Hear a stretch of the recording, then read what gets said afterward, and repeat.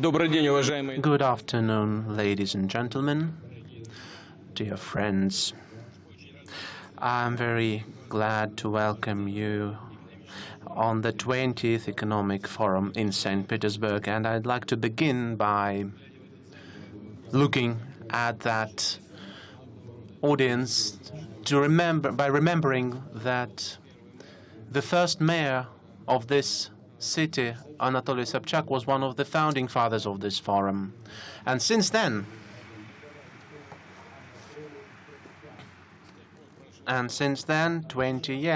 more than 20 years have passed.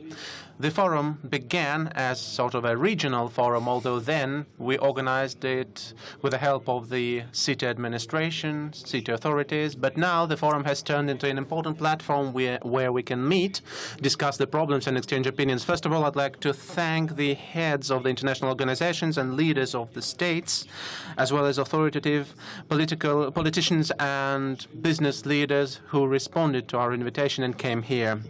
The St. Petersburg Forum is a traditional platform of discussion of strategic issues and problems.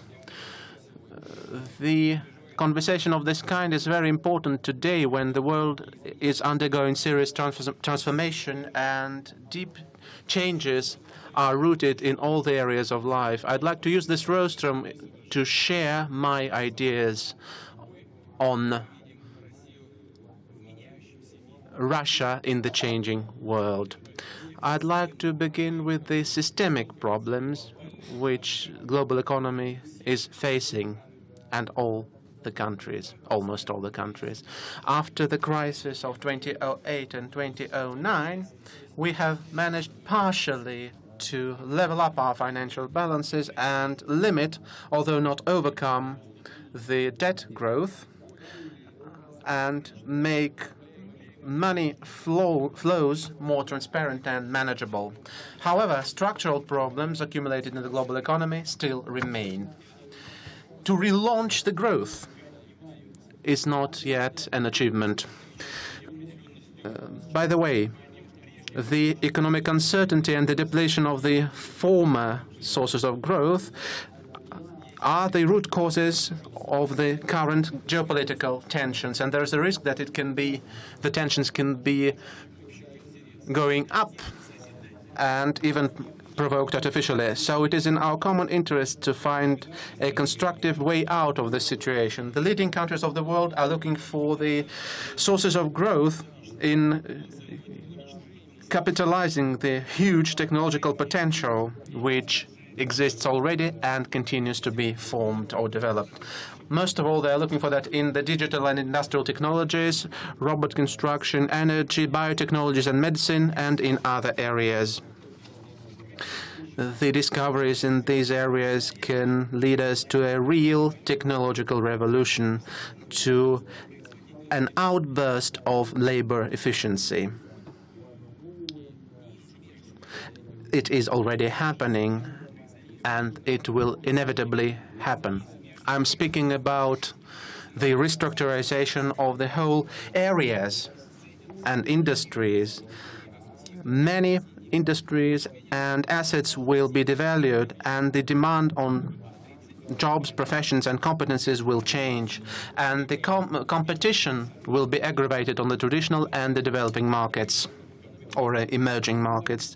We are witnessing today the attempts to monopolize the benefits from the technologies of the new generation. And this, I believe, leads to creation of closed regulatory areas with barriers of the technology flows into the other regions of the world, with strict control over the cooperation chains in order to gain the maximum technological advantage.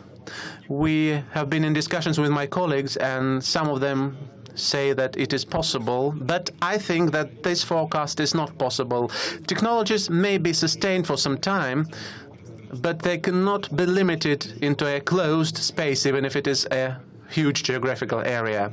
The attempts I've been speaking about could lead to the fact that the fundamental sciences, which are now open for exchange of knowledge and information and for joint projects, could be closed up, with dividing barriers growing. Still, the scale of technological and economic tasks, as well as the objective situation today, are of such scale that we see that we can only develop efficiently together with cooperation ties. We believe that cooperation of this kind can be effectively built within flexible and open integration structures which promote competition in scientific research and multiplicity of technological solutions, and also allow the member states to fully implement their potential and their competencies. In 2011, together with Belarus and Kazakhstan, and based on the close network of cooperation links which we inherited from the Soviet Union, we formed the single customs space. Then we created the Eurasian Economic Union. The founders of this project are present here on the rostrum. That is the President of Kazakhstan, Mr. Nazarbayev.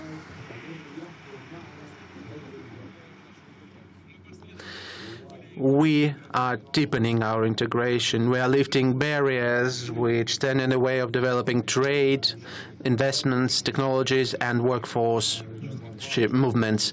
We are implementing the programs of scientific and technological cooperation, and we are creating a single service market. By 2025, the single energy and hydrocarbon market and financial markets will be created.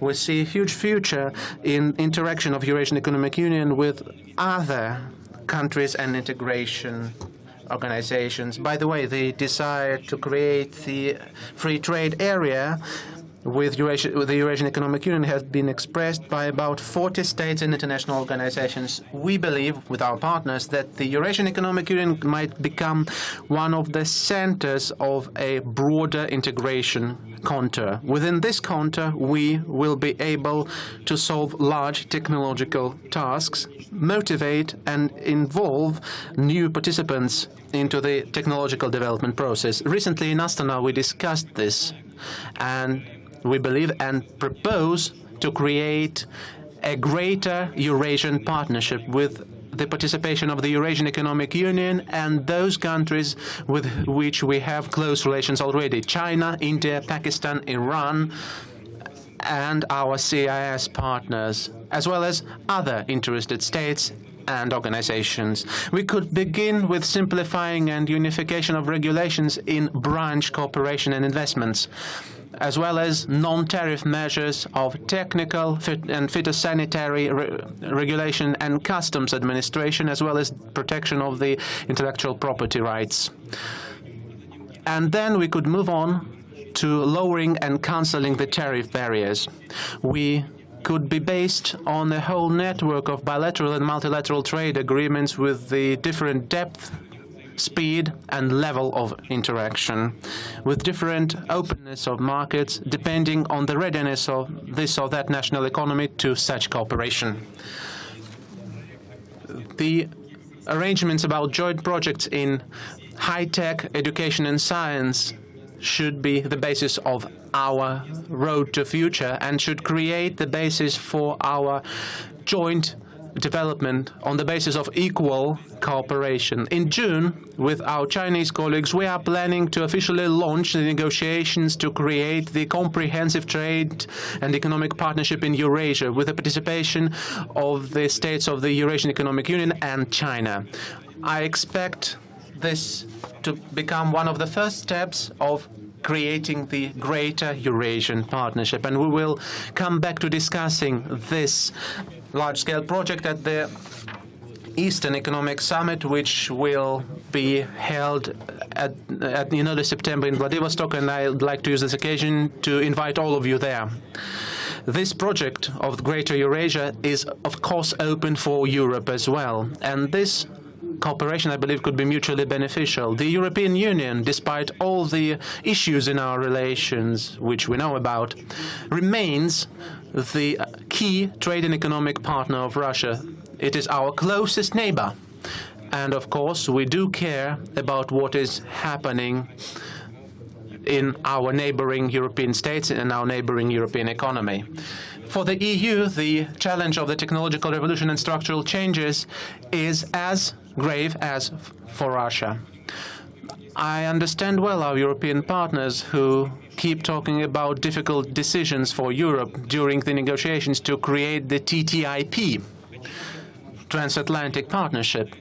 It is evident that Europe has huge potential, and focus on one regional organization narrows its opportunities. In this situation, it would be difficult to keep the balance and have the space for maneuver, which would be beneficial for Europe. As my recent meetings with the representatives of German and French business circles showed, the European business wants and is ready to cooperate with our country. The politicians must agree to that and show wisdom, manifest wisdom and foresight.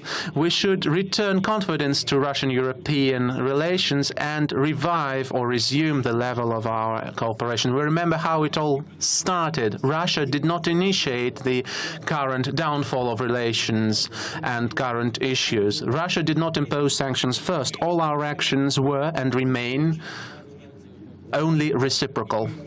But we, as we say in Russia, do not hold grudge against anyone, and we are ready to come forward to our European partners, but this cannot be the road with one way.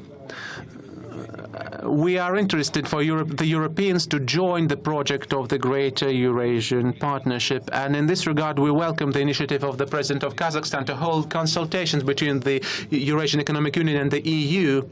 And yesterday we discussed this issue at my meeting with the President of the European Commission. Besides, as the first step, we might resume the technical dialogue between our experts on a broad range of matters, like trade, investments, technical regulation, customs administration. Thus, we would be able to develop the basis for further cooperation. And of course, we believe it important to continue cooperation on large-scale scientific projects like the laser on free electrons and the thermal reactor ETAP, and a number of others, which will allow us to be more competitive both in Europe and in Russia. It is enough to say that in 2015, Russia invested €1.2 billion in the joint high-tech projects with Europe. Distinguished colleagues, while developing the strategy of the economic development of Russia, we are taking account into the global trends, and we are aimed at using the global technological shifts and the formation of new markets, as well as the opportunities for integration and cooperation for our own development. Russia was able to solve the most topical problems in its economy, and in near future we expect to have the resumption of our growth. We have maintained the reserves, we have limited the outflow of capital, and it is five-fold lower than at the first quarter of 2015. The inflation also goes down. If we take the last period month by month, then we see that, for example, between 2014 and 2015, the figure of inflation was almost double as of now between 2015 and 2016. I believe that the inflation level of 4 and 5% is achievable in mid-term. Besides, we must lower the budget deficit and the dependence of the budget on the hydrocarbons and other raw materials. Includingly, in the next 5 or 7 years, we must at least move down the oil and gas deficit by twofold. I'm confident that the government and the Central Bank of Russia will continue their responsible work on ensuring macroeconomic stability. We are aimed at achieving the 4% of growth of economy per year. I remember what we said last years, of course. Now the figures are more modest. These are not as high goals as we set a few years ago. But the situation, I repeat, has changed not only for Russia, but for all the global economy. The current slowdown is the global trend. A very important factor which determines the competitiveness of economy and the dynamics of markets, as well as the GDP growth and increase in the real salaries, is the labor efficiency. We must achieve the labor efficiency growth on large and middle enterprises in industry, construction, transport and agriculture. The growth should be no less than 5% per year. It seems to be a very difficult task if we look at the situation today, but still, the examples of many enterprises and whole industries, such as air industry, chemical industry, pharmaceuticals, agriculture, show that this figure, this task, is very real and achievable. We will calibrate our legislation and tax regulators as well as technical standards so that the companies would be interested in raising labor efficiency and implementing labor and energy saving technologies. And the enterprises which are ready and want to solve such tasks should receive broad access to financial resources, including through development institutions such as the Vneshekonom Bank and the Industry Development Fund.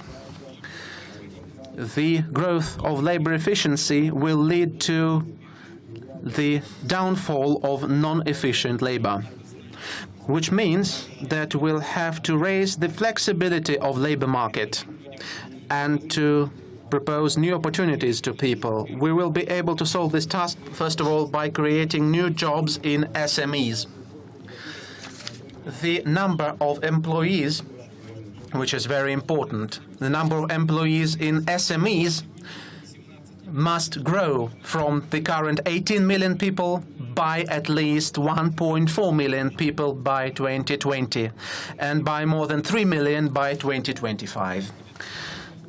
Of course, it would be not very easy to increase the support of SMEs, and I believe that create the whole niches for their work would be even more difficult, but we must do that. We've made an important step in this direction. We've received first results. For example, the volume of orders for SMEs from large companies with the public participation, state participation, has increased. As of year-end, which I believe is the success of the government, as of year-end, the large companies will place 1 trillion ruble orders for SMEs, which is the growth of more than 9-fold. Another niche for SMEs is the high-tech area. We must create the conditions for those small companies which are implementing startups and enter the market with breakthrough products. And of course, a very good niche is service and household services. In order to create a comfortable and favorable life conditions for people in cities, towns and villages. This June, the Cooperation on the Development of Small and Middle Business launches the free e-service, which is called Business Navigator, which will have the information on in what region there are promising platforms to open one's own business, which products and services are in demand, and which financial and property support an entrepreneur can get. The government has already begun the work to assist the export. We have created the Russian Export Center, but we must move forward basing on the available results. We must develop the system of support of export-oriented companies. It must cover all the cycle from R&D and pre-export financing to the assistance in certification, marketing and service maintenance, as well as the companies entering to the external markets. I'll add that our import substitution programs are aimed at creating the world competitive products. And in this regard, I'd like to highlight the import substitution is an important stage for increasing the non-resource export and to building our companies into the global manufacturing and technological alliances, and not just on the second pass on the background, but as the strong and efficient partners. Ladies and gentlemen, we'll continue further liberalization and improvement of the business climate. I know that it has been talked a lot about at the forum yesterday and today, and we are going to solve the systematic problems We are speaking about raising transparency, leveling up the relations of state and business. The relations must be built on the understanding of the mutual responsibility and the full compliance with law, on the respect of the interests of state and society and the unconditioned value of the private property. We must drastically lower the opportunities for illegal criminal prosecution. Moreover, the representatives of law enforcement agencies should be personally liable for unjustified actions which led to the disruption of other people's business. This liability could be up to criminal liability. I understand that is a very fine thing. We could not and we must not bind hand and foot, bind our law enforcement bodies hand and foot, but we must keep the balance here. We must put clear barriers for any abuse of mandates, powers, or laws.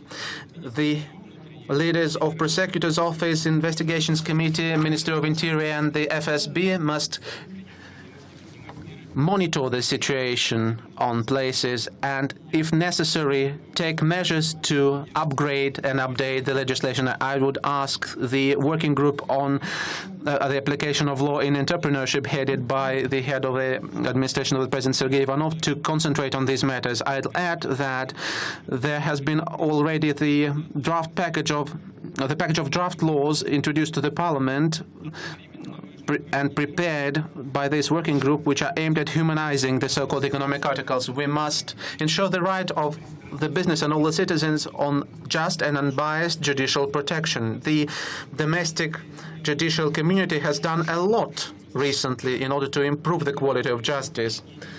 The positive role in the application of law was played by the Union of Supreme and the Arbitration Courts. I believe that we must move forward in raising the responsibility of the judges and ensuring the better transparency of court proceedings. An important role in creating favorable conditions for business lays within the regions. This morning, I don't know whether it was I know that it was discussed on the platforms of this forum. This morning, the results of the annual national rating of investment climate were announced, and I congratulate the winners. That is the Republic of Tatarstan, Belgorod and Kaluga regions, and I'd also note the significant progress of the Tula, Vladimir, Tyumen, Kirov, Lipetsk, and Orlov regions, as well as the city of Moscow in this regard. But I'd like to draw your attention to one thing. The results show that we have the core of leaders which are traditionally high in the ratings. And there is a question, where are the rest? So I would ask the government, together with the business communities, to think about additional mechanisms of promoting the best regional management teams. And on the contrary, we'll make some staff or HR decisions towards those heads of regions who do not understand that business support is an important resource of developing the regions and all the country. I'd like to be heard by my colleagues in the regions. First of all, the heads of those regions. We will seriously analyze the situation in every region of Russia, and this autumn we will have the serious conversation on this topic. Ladies and gentlemen, I've mentioned the participation of Russia in the international scientific cooperation, in particular with the countries of Europe. I must add to that our serious fundamental basis in physics, mathematics, and chemistry. Recently, we honored the scientists, the winners of the State Prize, who made the real breakthrough in biology, genetics, and medicine. I'll add that these were the Russian microbiologists who developed the most efficient vaccine against the Ebola fever. The domestic companies are now preparing the whole line of unmanned transport vehicles to enter the market. They are working on the systems of distribution and accumulation of energy, on digital sea navigation systems. We have almost formed the system of governing or managing the technological development. First, The recently created Agency on Technological Development will assist the introduction of the existing advanced developments, advanced technologies into the real manufacturing and assist the founding of the joint ventures with the foreign partners. Second, since 2019, we will have another mechanism for large enterprises. It will be legally binding to use the best available technologies which correspond with the strictest environmental standards. I believe it would be a serious incentive to modernize the industry. Such norms are already introduced in most of our neighboring states. We have moved forward those time limits, taking into account the difficult situation in the real economy, but we can't move those time frames into future for eternity. Our business colleagues and industry colleagues know about that, and they should be ready to this. And the third, within the National Technological Initiative, we are already working on the projects of tomorrow, on the technologies that will create completely new markets in 10 or 20 years. And I'd like to ask the government to be quicker about lifting administrative, legal and other barriers which stand in the way of the development of the markets of the future. It is very important to reinforce the technological development with financial resources. That is why the key task of the renewed Vneshekonombank would become the support of long-term, commercially attractive projects in this high-tech area. And we do understand that technologies are created and used by people. The talent of a researcher, the expertise of engineers and workers are a most important condition of competitiveness of economy in the country as a whole. That is why I believe the education is the most important thing which we should concentrate on in the forthcoming years. Currently,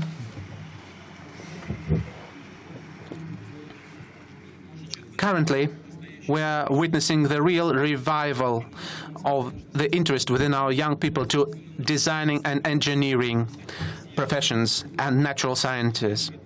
By the way, Russia is already the leading country in the world in number of students who study the design and engineering professions. It is very important that at the same time the quality of staff training is improving and the links of universities and colleges with the real economy are reinforced, both with state and private sectors, which means higher demand for experts. We will continue to upgrade the material base of educational institutions. We will continue to implement the teacher training programs. And of course, together with the employers, we will modernize the very content of higher and vocational education, basing on the modern, renewed, updated professional standards. We will also actively use the experience received in our mutual work with the World Skills International Movement. Beginning with secondary and supplementary education, we will create the conditions for children in all the regions of the country to be able to implement technical and scientific projects, and that the children would get used to team and creative work since childhood. These are the skills which every expert in any sphere needs today. Ladies and gentlemen, it is understandable that the new model of growth needs new approaches to managing the development, and here we are basing on the project principle. In the near future, we'll create the Presidential Council on Strategic Development and Priority Projects, and your humble servant will head this council, whereas the panel of the council would be headed by the chairman of the government of the Russian Federation, Dmitry Medvedev. The council will deal with the key projects aimed at structural changes in economy and social area and at increasing the growth rates, including the projects mentioned by me today, raising the labor efficiency, business climate, and assistance to small and middle business, as well as export support and a number of other projects. These projects go through, that is, they touch upon different areas of economy and social area, and they are far beyond the competence of just one agency and need active participation of regions and municipal authorities. At the same time, in state social programs such as healthcare, education and housing, there will be the project part singled out with the clear description of the results that we are planning to achieve by 2020 and 2025, and with a clear description of by what measures these results will be achieved. By the middle of the next decade, distinguished friends, the world will change completely. And to ignore such processes, turn the blind eye to them, means to go on the margins of development. And in order to be leaders in this process, we must form the changes ourselves. St. Petersburg is now hosting the guests of the International Economic Forum for the 20th time already. For these years, Russia has gone through the huge wave, and it demonstrated its ability to respond to the current challenges and even be ahead of them by maintaining our uniqueness and spiritual roots, which is very important. We are confident when we look into the future, and we link our future and our success with our openness for the world, with broad cooperation for the interests of development. I'm confident, distinguished colleagues and friends, ladies and gentlemen, that you share this approach. And of course, we highly evaluate it, and we invite you to have our joint work. Thank you for your attention.